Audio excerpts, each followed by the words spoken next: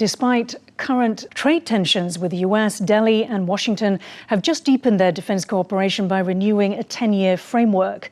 Take a look.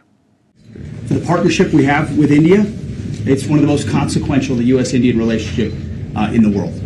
And our strategic alignment is built on shared interests, on mutual trust, and a commitment to a secure and prosperous Indo-Pacific, which is precisely the conversation we had. It was the world's oldest democracy and the world's largest. And this new 10-year defense framework, which we signed, is ambitious. It's a significant step for our two militaries, a roadmap for deeper and even more meaningful collaboration ahead. It underscores America's long-term commitment to our shared security and our strong partnership between our countries. We have a major defense partnership that is ongoing and made even more powerful by this agreement. So, sir, thank you. Well, thank you very much. And this is what Rajnath Singh, India Defence Minister, wrote on X. This will usher in a new era in our already strong defence partnership. This defence framework is a signal of our growing strategic convergence and will herald a new decade of partnership. Our partnership is critical for ensuring a free, open and rules-based Indo-Pacific region. Shripana, if I can bring you in. So as we saw, Minister Singh used the term strategic convergence, not to be said lightly, given India's non-alignment, now multi-alignment policy. So is the situation with the US exactly the inverse of what India has with China? I think the situation with the US is difficult, but it is not in the same manner as it is with the PRC, because all said and done, Swasti also constantly mentioned as to how important sovereignty is.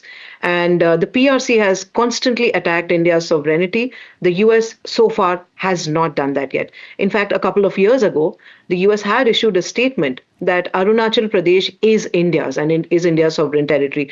I think the relationship is completely different, vis-a-vis what India has with the US versus what it has with the PRC. So yes, there are ups and downs in the relationship between India and US, but the progress is going on as exemplified by this 10-year renewal of this defense partnership. There are talks still going on. I think even today morning, President Donald Trump has said that, there is work going on in the India-US trade deal. So things should fall in place sooner than later. Problems will remain, but nowhere is the India-US relationship to be compared to what India has with China. And Swasti, what elements of this 10-year renewal should we be watching most carefully? What we need to understand is the larger shift that we have seen with our defense relationship, with America.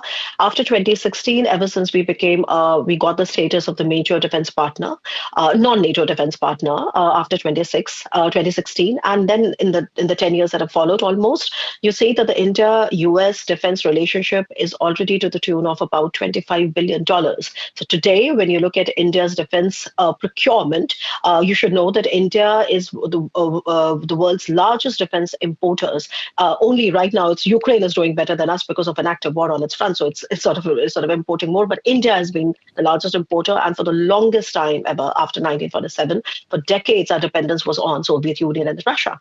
And the Indian defense establishment has been very, very crucial, in putting together new defense acquisition procedures. First one came in 2016, then the second one came in 2020. Now we have a new guideline framework in 2025, where we are trying extremely hard to diversify away. And the three countries that have risen in that 10-year span, of course, one is a traditional partner, France, which is now from where we are getting about 33% of our defense equipment. And then the next two are US and Israel.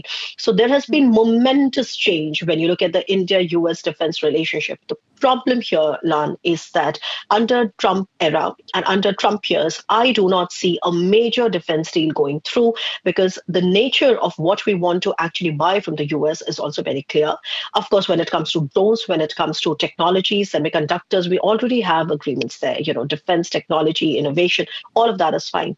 But we are not going to be buying aircraft, for example, from the US, because not only do they come with end user agreements, but they also come with several other problems. Right now, we do find ourselves a bit dependent on the US for the GE 404 and the 414 engines, which are extremely critical for our indigenous aircraft program, the Tejas Mark 1 and the Tejas Mark 1A. And the 10-year framework, which is sort of renewed every 10 years. So this is the third time that this has been renewed, shows the intent. It does not really show a signed deal. So that is a critical difference. But my opinion is very much the same, which is that India and the US have long-term strategic convergence in the matter of when it comes to Indo-Pacific and so on. And there is no doubt about the fact that we will see this grow. So Shapana, if you can help us understand, I mean, Swasti there mentioned, obviously the high tech that is coming from the US. What do both sides gain from this kind of security defense framework? Right. So India gains advanced US defense technologies if and when this happens and it actually pans out. There are co-production opportunities like jet engines, munitions, and enhanced military interoperability, which strengthen deterrence against the PRC, especially along the line of actual control and in the Indian Ocean.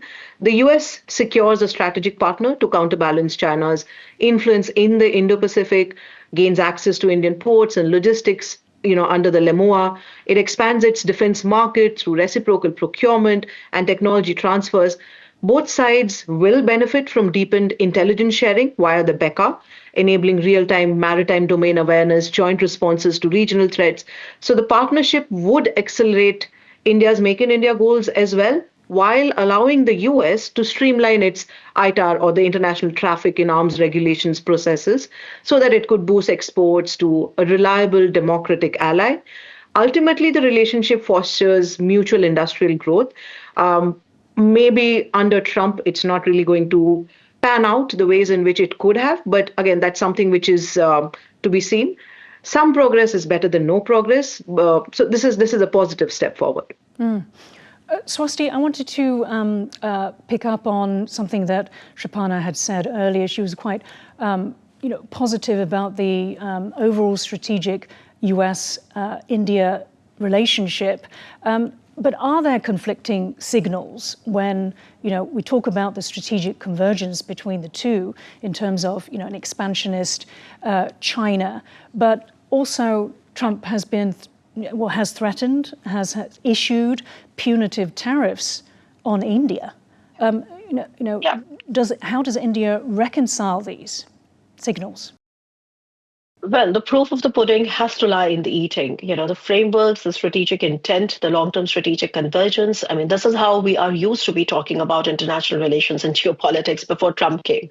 When Trump came, he made disruption the order of the day. So you have to take Trump seriously, but not literally, because if you started taking him literally, it would be very, very difficult. He keeps changing and shifting his stances a lot of times. Now, that's just one part. I think we are all in the same boat when it comes to how to handle Trump. The second thing is about the problem areas. I mean, I think it would be much more useful to really list out the problem areas, because we do have problem areas. Donald Trump had made it very, very clear that under him, there will be, even little room for India to exercise its multi-alignment. He's showing it. He has made India's purchases of Russian oil the centerpiece of his policy towards Ukraine war. We have never seen this kind of disruption in India-US ties, which have been put together with a lot of effort and a lot of, I would say, continuous effort from both sides in the last 25 years. So Donald Trump era is going to be an aberration. We have to manage it well. Number one, Donald Trump has made it transactional. He will make it more transactional. So he wants his allies and partners to do more. When it comes to Indo-Pacific, I have argued already that everybody expected Trump to be more inward looking, but what he has done is that he has entrenched America further into many theaters, whether you talk about Middle East, whether you talk about Latin America, or whether you talk about Africa. And all of this has come somewhere at the cost of Indo-Pacific. Now, why is that happening? One of the reasons is the personal sort of that breakdown of that chemistry between Prime Minister Modi and Donald Trump, which is basically starting from the manner in which India sort of put its foot down when it came to the mediation claim between India and Pakistan.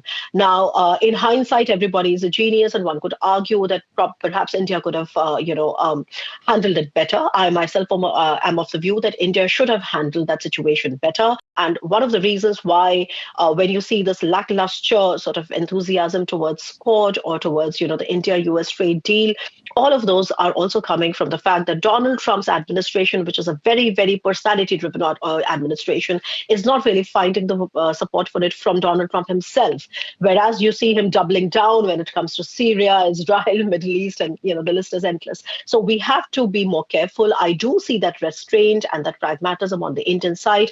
I am also of the view that we will very soon after Bihar elections, we will see a trade deal. And if there is anything that brings the tariffs, the current tariffs, which are at 50% right now, bring them down to around 20% or less, it would be a major win for India. The convergence is going to be there, but we have to manage this short-term disruption to the best of our abilities as well. Shripana, on that theme, you mentioned that this is a normal relationship. There's ups and downs. So, we have covered the relationship between US and India for several months now, and the feeling that we got from both our guests and also from the audience was that trust was lost. India's trust in the US was lost. Swasti has outlined, if there's a reduction in Russian oil buying, if the tariffs can come down to about 20% US tariffs, this obviously would help to ease the tensions. But can India's trust be regained?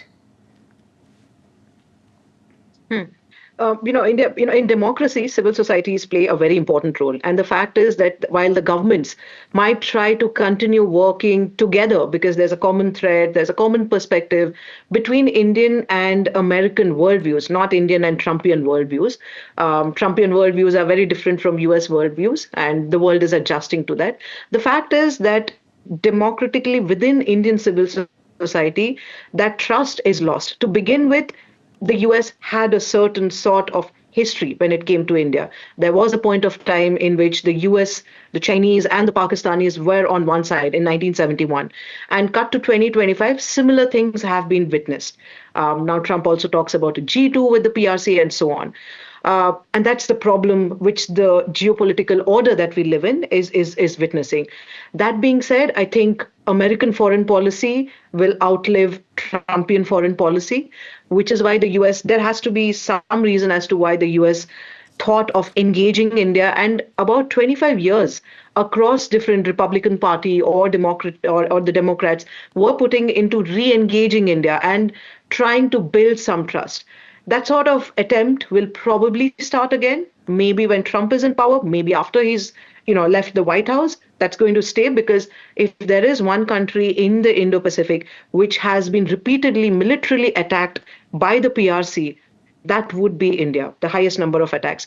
If there is one country in the world which does not economically rely as much on the PRC as, say, the West does, or even Japan does, or so on, that again would be India. So I think given all of those things, there is a common threat.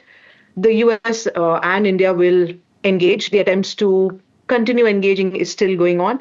But yes, the trust which the Indians had in the US in terms of anything, H-1B visas, trade, and so on, and the hypocrisy which has been displayed by Donald Trump's administration, targeting India for buying Russian oil, not targeting the PRC at all for being the world's largest purchaser of Russian oil, that has hit at the trust.